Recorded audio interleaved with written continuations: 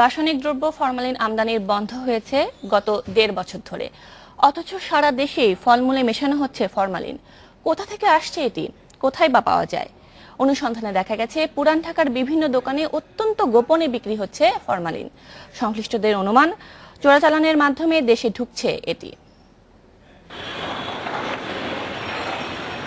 রাজধানীর মিটফোর্ড হাসপাতালের সামনের রাস্তা ও আশেপাশের বেশ কিছু মার্কেটে নিয়মিত বিক্রি হয় ফরমালিন।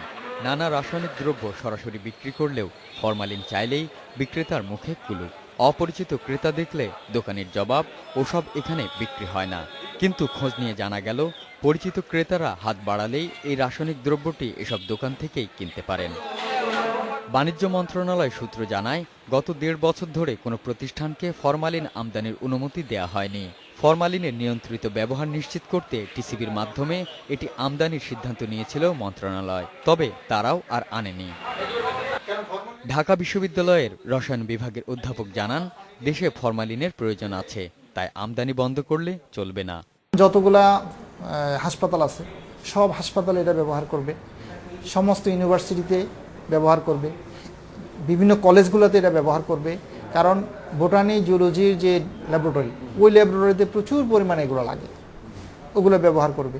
কিন্তু আমদানি বন্ধ থাকলেও কোথা থেকে আসছে এই রাসায়নিক দ্রব্যটি? Bangladesh chemical and perfumery merchant অ্যাসোসিয়েশনের সহসভাপতির অনুমান, চোরাই পথে দেশে ঢুকছে এটি, কারণ দেশের চাহিদা আছে। ফরমালিন অবৈধ হয়তো কিছু মাল কেউ অথচ ব্যবসায়ী আছে তারা করে, আমরা এতে আমার সমিতি এবং আমি ব্যক্তিগত বলবো যে আমরা এতে খুব কঠোরভাবে আছি। এর মধ্যে সরকার সামনে আসে সহায়তা করব যাতে এই ফরমালিন অবৈধ কোনো রকম বিক্রি না হয়। বিশেষজ্ঞরা বলছেন, ফলমূল মাছে ফরমালিন মেশানো ঠেকাতে কঠোর আইন না করা হলে এটির ব্যবহার নিয়ন্ত্রণ করা কঠিন হবে। Ariful Islam, independent news, Dhaka.